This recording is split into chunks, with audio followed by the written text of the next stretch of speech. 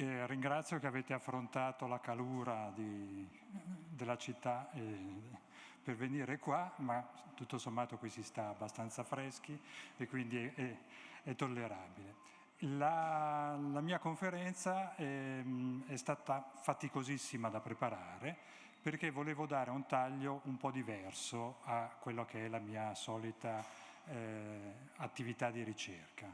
E ovviamente questo fa sì che soprattutto la parte finale, diciamo così, sia molto discutibile. E quindi vorrei che poi insieme discutiamo quelle che sono state quelle che io ho scritto come mie ipotesi, che ovviamente ho tratto da diversa letteratura, e però appunto che siccome sono proiettate verso il futuro vorremmo discutere insieme proprio per capire cosa fare. Passiamo all'argomento e alla presentazione che avete visto sul libricino. È possibile parlare di limiti dello sviluppo nell'antichità, cioè c'era consapevolezza che le risorse fossero finite, c'era una, diciamo così, capacità di alcuni di avere un'idea del futuro oppure no. E per analizzare questo problema ho messo insieme una serie di elementi, diciamo così, dalla letteratura classica. E in realtà, diciamo così, tutti sono abbastanza convinti che l'uomo, cioè nella letteratura classica, ma soprattutto dall'inizio, l'uomo sia al centro del mondo e la natura deve essere governata, modificata, perché in sostanza la natura è ostile. Questa idea sostanzialmente negli autori, nei filosofi di varia epoca rimane sempre, e soprattutto in tutte le religioni, rimane sempre costante in quasi tutte le religioni, perché fondamentalmente è l'uomo che in qualche modo deve modificare a sua immagine e somiglianza la natura. I limiti nel passato non sono stati chiaramente individuati. Si è parlato, si è discusso se per esempio per allestire le grandi flotte delle battaglie greci, persiani piuttosto che romani ci fosse un problema di approvvigionamento del legname. In realtà non sembra che questo problema si sia mai trovato, perché se non era una zona che poteva produrre, se ne trovava un'altra che avesse abbastanza alberi per ottenere del legname. E anche l'idea di distruggere, di fare terra bruciata indipendentemente da distruggere delle risorse che poi sarebbero state utili, ahimè, sia nel passato sia nel presente è rimasta totale. Quando si fa della guerra, quando c'è stata la guerra annibalica piuttosto che cartaginese, piuttosto che le guerre attuali, il nemico viene anche sconfitto distruggendo tutte le risorse, anche se poi si dovrà occupare quello spazio per i propri interessi. E quindi, come dire, nell'antichità, nell'età dove abbiamo delle testimonianze, in realtà non c'è mai una attenzione alle risorse.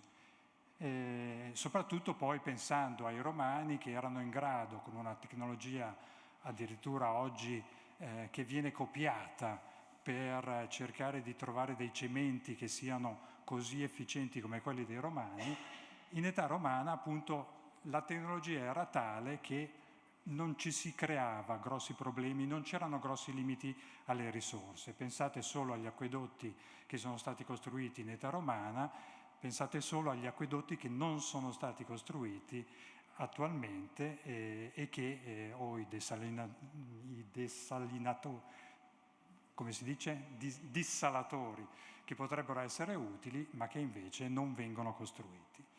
Per cui, come dire, grosso modo non c'era nessun limite e nessuna sensazione di limite. L'unico dato che ho trovato in letteratura relativamente alla devastazione e agli effetti devastanti di alcune pratiche è in Plinio, che in realtà descrive le miniere probabilmente della Spagna, le miniere d'oro della Spagna, perché i romani prima hanno utilizzato le miniere d'oro in Italia, fra cui quella della Bessa, che non so se conoscete, in provincia di Biella, e dopo, esaurite sostanzialmente o non più economicamente utilizzabili queste miniere, le hanno scavate in altri siti.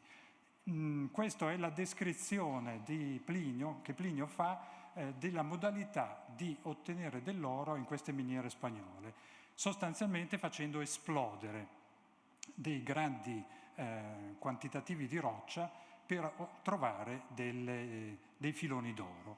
E, come dire, non sappiamo se proprio consapevolmente o meno, però alla fine dice questa cosa che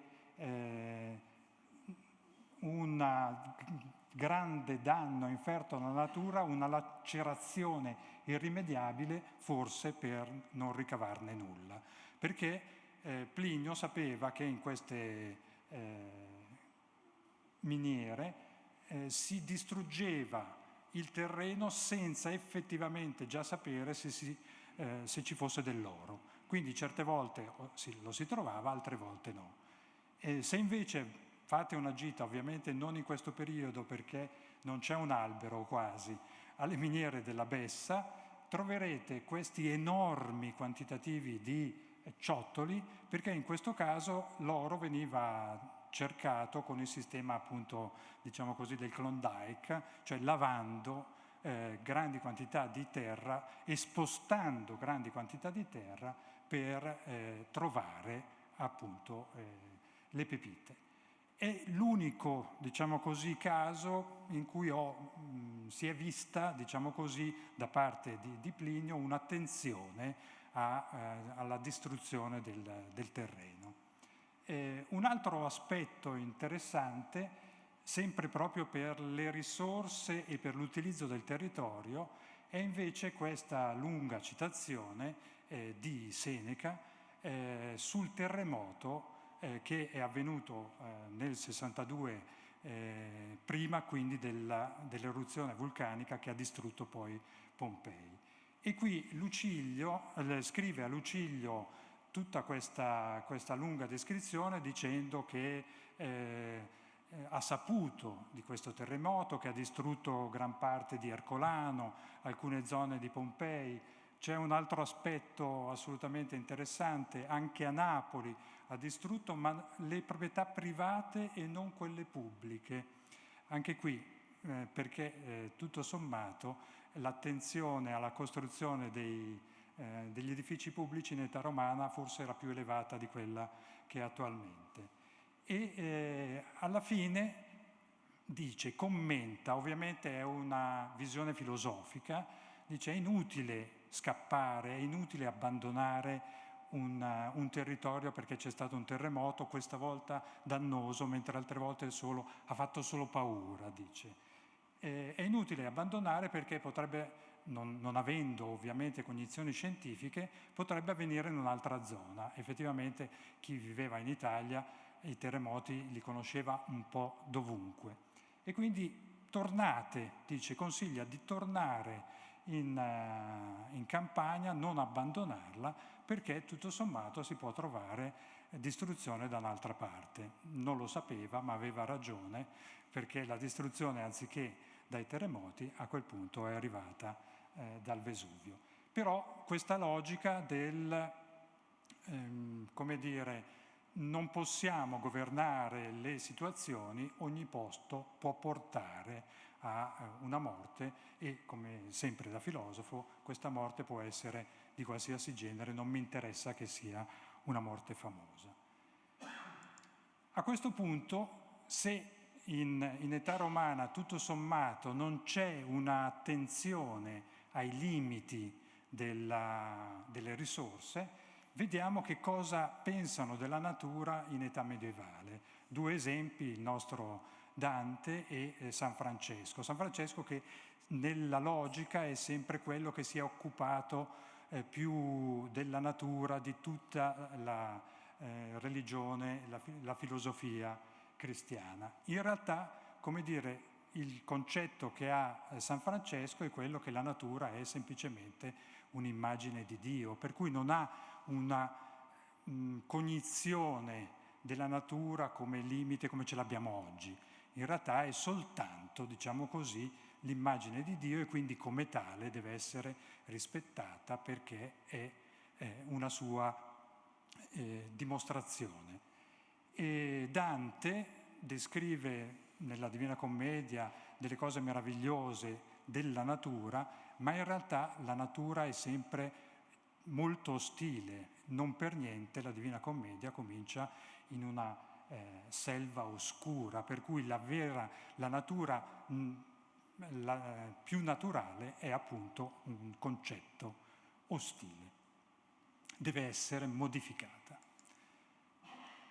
Passiamo a un altro aspetto, cioè all'impatto antropico come causa del collasso, e ovviamente qui gli esempi sono tantissimi, ma come dire, 2 aspetti che uno attuale, cioè la deforestazione del Brasile e la foto di Sebastião Salgado meravigliosa e tutte le foto che ha fatto in quella zona, per cui il concetto, cioè un ambiente dove l'uomo, nonostante in questo caso l'ambiente fosse ostile, l'uomo si è invece ritrovato, ha cercato, ha trovato una possibilità di vivere in questo ambiente che per noi occidentali è assolutamente impossibile, invece ha trovato la modalità di vivere e di mantenere questo ambiente e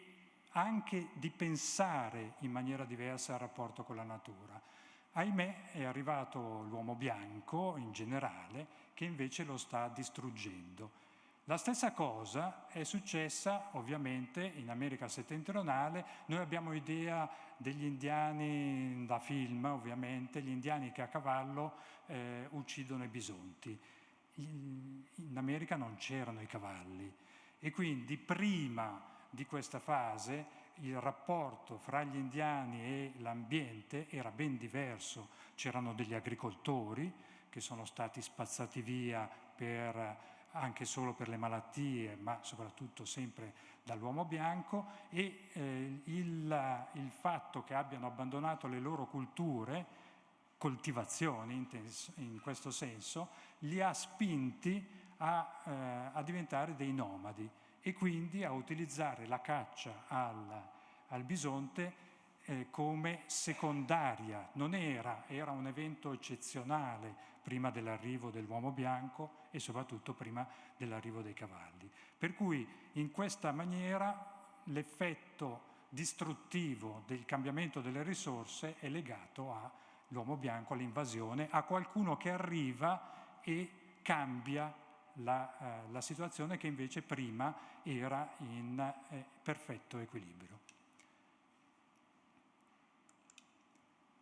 Non so se conoscete la vicenda dell'isola di Pasqua, si è molto parlato e l'idea che era preponderante inizialmente è che la costruzione dei famosi Moai fosse stata la causa della scomparsa, della distruzione della popolazione, perché per spostarli, per costruirli, era necessario abbattere gli alberi.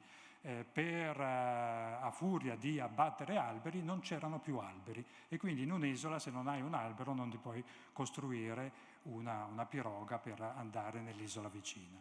In realtà questa idea ultimamente è stata modificata perché anche in questo caso chi ha causato la crisi, chi ha scombinato, chi ha distrutto un equilibrio è sempre stato l'uomo bianco o l'invasore che ha causato la distruzione degli alberi. All'inizio le popolazioni che vivevano, che erano ovviamente limitate, si autolimitavano perché le risorse erano comunque poche, c'era un'agricoltura, la raccolta di una patata, e comunque sono riusciti per centinaia o addirittura un millennio a vivere nel perfetto equilibrio, con le risorse che avevano, per cui l'agricoltura e la pesca ovviamente. È arrivato l'uomo bianco e tutto è finito. Se queste sono, diciamo così, le cause antropiche, a quel punto cerchiamo di vedere invece come le cause ambientali abbiano modificato le risorse e la possibilità di gestirle.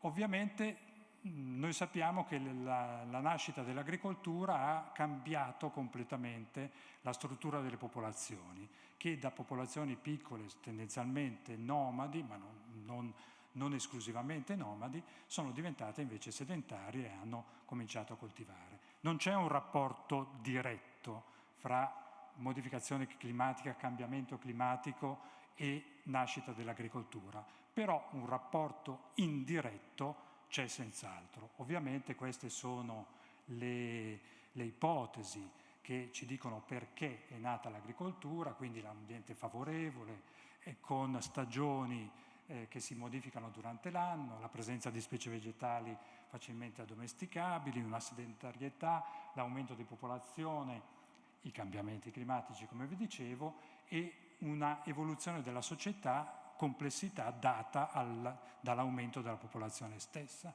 Ovviamente c'è qualcuno che ha introdotto anche come causa, forse, il discorso di tipo religioso. Göbekli Tepe è il sito che è stato scavato recentemente, che indica la presenza di un sito dove più gruppi si trovavano per delle cerimonie. Quindi è possibile che questo meccanismo in qualche maniera abbia creato, diciamo così, dei presupposti per l'agricoltura. Un elemento che non ho scritto ma che è fondamentale è invece la capacità di immagazzinare le risorse, che le popolazioni paleolitiche e mesolitiche conoscevano ben poco o non avevano bisogno di utilizzare. Chi fa il cacciatore tendenzialmente è un nomade, quindi non è che deve organizzare un magazzino. Già chi è un raccoglitore, ovviamente, non avendo durante tutto l'anno la possibilità di raccogliere ciò che mangia, deve incominciare a capire come stivare i materiali, e per l'agricoltura è stato fondamentale. Sappiamo che poi l'agricoltura si è spostata dal Vicino Oriente ed è arrivata in Occidente, anche da noi.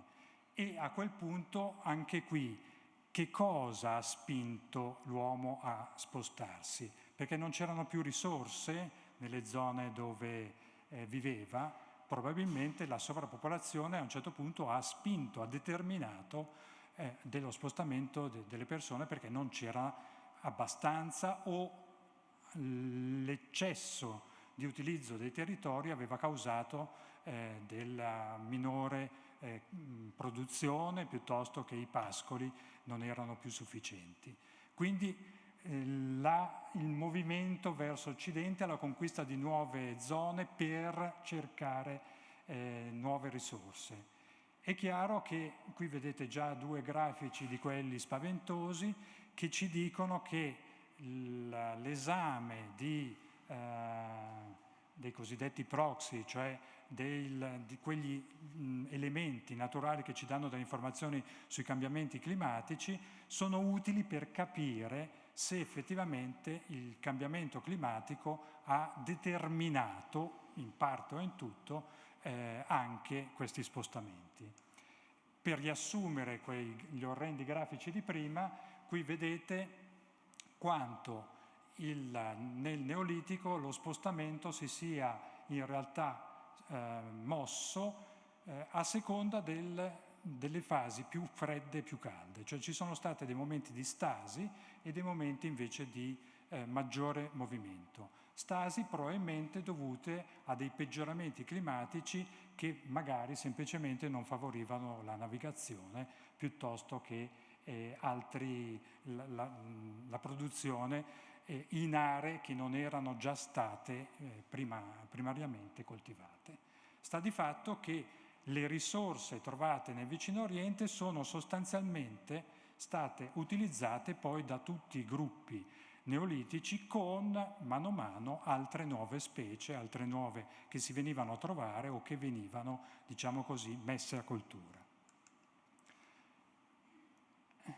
Una cosa che studiando i siti archeologici si nota è che l'uomo è cocciuto e gli piace, così come Seneca diceva, tornate in campagna perché tanto, come dire, ci sono delle buone risorse e al massimo vi succederà qualcos'altro, ma non c'è problema a ricolonizzare gli stessi posti. Una cosa che è evidente nei siti dell'età del bronzo, nelle palafitte e nel terramare, è che i siti vengono di nuovo rioccupati nonostante incendi o, come nel caso di Lazise, che è quello schema che vedete alla vostra destra, alluvioni o aumento del livello del lago ha portato all'abbandono del sito. Per cui nel bronzo antico viene creato questo sito, poi viene abbandonato, c'è una seconda fase, un'alluvione probabilmente o un aumento del livello del lago, nuovo insediamento, ulteriore abbandono, nuovo insediamento, finché a un certo punto, come dire, vinti dalle condizioni climatiche che sono diventate troppo ostili, abbandonano il sito. E ovviamente questo è un problema che esula dalla conferenza di oggi, ma in parte non troppo. Perché vivere sull'acqua? Nel Neolitico qualcuno già viveva sull'acqua, ma erano pochi. Nell'età del bronzo fondamentalmente vivere sull'acqua è fondamentale. È fondamentale e una spiegazione è stata proposta ultimamente perché la crisi forse finale degli insediamenti dell'età del bronzo è data da un cambiamento climatico, cioè da un inaridimento della pianura padana. Qui vedete l'esempio della terramara di Santa Rosa di Poviglio, dove a un certo punto, che non è sull'acqua ma è circondata da un fossato e da un corso d'acqua, a un certo punto nel fossato si scavano dei pozzi per cercare l'acqua e quindi è chiaro che a quel punto l'acqua era una risorsa che stava progressivamente mancando e che potrebbe essere stata la vera causa dell'abbandono delle terramare e delle palafitte nella pianura centrale, mentre nella zona veneta, tutto sommato, la presenza di altra acqua ha mantenuto questi insediamenti che rimangono ancora attivi mentre tutti gli altri vengono abbandonati. Quindi in questo caso il cambiamento climatico ha causato un crollo delle risorse e delle disponibilità in generale. Veniamo a questa parte discutibile. Che cosa ci insegna il passato? Gli effetti dei cambiamenti climatici dipendono dalla vulnerabilità. Verosimilmente i siti che sono stati riutilizzati erano quelli in cui la popolazione era in grado, nonostante aumento di livello lacustre piuttosto che incendi, era in grado di affrontare dei limiti e quindi di reinsediarsi e di nuovo cominciare a raccogliere, seminare, eccetera, eccetera. Per cui ci sono dei problemi di tipo fisico, biofisico, dei problemi di tipo sociale. Ovviamente laddove il sistema era andato completamente, era stato devastante l'effetto climatico, non si poteva più ricolonizzare il sito. Però se l'aspetto sociale e i limiti non erano così grandi, a quel punto si poteva reinsediarsi. Quando gli uomini giudicano gli eventi pericolosi. Ovviamente questi lavori che vi espongo sono basati su attività, cioè su ricerche di tipo archeologico, però sono del tutto attuali. parliamo di noi. Quando noi giudichiamo un evento pericoloso? Ovviamente dalle dimensioni dell'evento, ovviamente dalla frequenza, ovviamente dalla velocità di comparsa, dall'estensione, dalla durata dei singoli eventi, dalla durata temporale del fenomeno inteso come somma degli eventi. Il caso più drammatico, voi lo conoscete meglio di me, è quello del terremoto. Un terremoto può essere devastante, ma in qualche maniera può essere un episodio di breve durata. Ovviamente la mancanza di una casa piuttosto che pone il dubbio, la domanda se uno deve abbandonare o tornare nello stesso posto, però se è un episodio tutto sommato limitato, è chiaro che uno ritorna perché è il posto che conosce, la propria casa. Se però i terremoti continuano piuttosto che altri eventi continuano, è chiaro che uno abbandona il proprio territorio. Quanto, diciamo così, la consapevolezza è diffusa, qualcuno scappa, qualcuno torna, ovviamente. E dipende però molto effettivamente da tutti questi altri parametri. Se c'è una grandinata mostruosa ti rovinerà il campo, ma come dire, è un evento e dopo io tornerò a coltivarlo, piuttosto che se invece c'è un'alluvione che mi copre completamente il mio terreno, la cosa può essere diversa.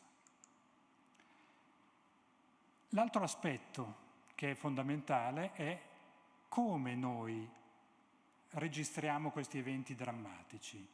Noi siamo in grado di valutare la durata dei fenomeni e come dire, la loro dimensione. Tutti noi adesso stiamo soffrendo il caldo. Fra 3 mesi o 2 mesi fa dicevamo piove sempre. L'inverno non so come è stato da voi, è stato inizialmente abbastanza caldo, poi dopo invece è stato freddo e piovoso, piovoso.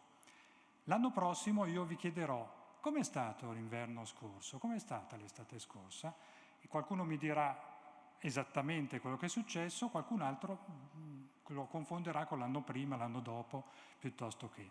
Perché effettivamente la cognizione che noi abbiamo è una cognizione personale, legata a degli eventi. Cioè io mi ricordo, giusto per dire una banalità, quando aveva vinto l'Italia i campionati mondiali, che sono andato in giro in magliettina perché faceva caldo. È un episodio. Mi ricordo la nevicata dell'87, piuttosto che perché era 1,5 metri di neve, ero giovane e mi sono divertito. Ma se io dovessi dire quanto ha nevicato nell'88, nell'89, 90, 91, eccetera, eccetera, non lo saprei. E quindi, come dire, l'uomo, con l'intelligenza che ha sviluppato, ha bisogno non solo di modelli, o meglio, ha bisogno di registrare le cose e poi di modellizzare queste cose, che lo aiutano a capire, a ipotizzare come va il futuro. Qui vedete degli orrendi grafici, sempre complicati, e poi dei grafici che invece dovrebbero essere di immediata lettura, quelli sulla vostra destra. Uno implica le temperature e l'altro il rapporto fra temperature e attività solare. Non sono semplici e soprattutto, come dire, siccome siamo inondati di grafici, qualcuno dirà ma io non ci credo, quello lì non è una roba giusta, perché hanno fatto così, come fanno? C'è questo calcolo sulla temperatura globale. Uno si chiede, come è possibile avere un dato della temperatura globale? Ovviamente è possibile se ci sono centinaia di stazioni che misurano e controllano e confrontano. Però la cosa non è semplice. Per cui a questo punto uno dice quali sono gli effetti dei cambiamenti climatici e chi si accorge dei problemi ambientali. Ovviamente se noi abbiamo un discorso di immediata produzione possiamo capire la mancanza di risorse naturali. Se io coltivo e il mio campo viene distrutto dalla grandine, io mi rendo immediatamente conto di quello che è successo. Se io invece compro il pane al supermercato non me ne rendo conto, perché da dove venga il pane chi lo sa, o meglio c'è scritto Italia piuttosto che. Sulla varietà delle risorse, se io non ho più i limoni, perché la mia limonaia non produce più, me ne accorgo. Ma se io vado al supermercato e compro i limoni e non mi accorgo che vengono dal Sudafrica, per me i limoni esistono e ci sono, non è un problema. Capacità tecnologiche, se appunto il mio sistema è in grado di affrontare questi problemi, io posso non accorgermi delle mancanze delle produzioni. Se io sto su un fiume e il fiume esce dagli argini e mi porta via la casa, io me ne rendo esattamente conto. Se io leggo sul giornale che in Val d'Aosta, a Cogne, c'è stata un'inondazione, dico, oddio, poveretti, ma dopo una settimana i giornali non me ne parlano più e forse hanno costruito la strada, boh. E se la mia casa è di legno piuttosto che di pietra, ovviamente a seconda del posto io mi posso rendere più o meno conto. Perché quindi fatichiamo a comprendere i cambiamenti climatici? Perché se sappiamo che una scelta ecologica sarebbe comunque benefica per l'umanità e già subiamo i primi danni dell'aumento climatico, continuiamo a ignorare l'allarme? La risposta è questa. Noi abbiamo dei limiti cognitivi, una tara ereditaria, perché noi in fin dei conti abbiamo un cervello da, non dico scimmia, ma comunque da mesolitico, paleolitico, che non ci permette di capire esattamente il futuro, perché, come dire, e questo è un discorso puramente psicologico, nel senso che mi sono confrontato con chi di dovere, noi non abbiamo la capacità, cioè proprio ci manca. E quindi il nostro desiderio siamo mossi dal bisogno individuale di conservarci. La nostra attenzione è diretta all'immediato, siamo fatti così, non è un grosso, cioè non è colpa di nessuno, è colpa di alcune migliaia o centinaia di migliaia di anni. Riusciamo già con difficoltà a curarci di chi è vicino. L'interesse per chi è lontano è passeggero e superficiale. Possiamo pensare ai bisogni dei nostri figli, difficilmente ci immaginiamo quelli dei nostri nipoti. Fate conto che l'età media, una volta, dei nostri antenati era breve e quindi, come dire, i figli ovviamente sì, ma i nipoti, e soprattutto, come dire, ci penseranno loro. Facciamo fatica a comprendere eventi graduali definiti da complesse misurazioni di molti parametri, come è il cambiamento climatico. E non riusciamo quindi bene a stabilire quali possano essere le azioni che potrebbero servire per un domani in cui non ci saremo. Come dire, sarà un problema nostro, lo affronteranno i nostri figli o i nostri nipoti. E come dire, uscire da questa situazione è veramente complicato. Per cui come si deve comportare la società per affrontare questi problemi, visto che, come dire, ognuno di noi in qualche maniera non è disposto. C'è chi è più disposto, c'è chi è meno disposto, però, come dire, tendenzialmente quello che ci interessa è cosa mangiamo stasera, cosa mangiamo domani e non molto di più.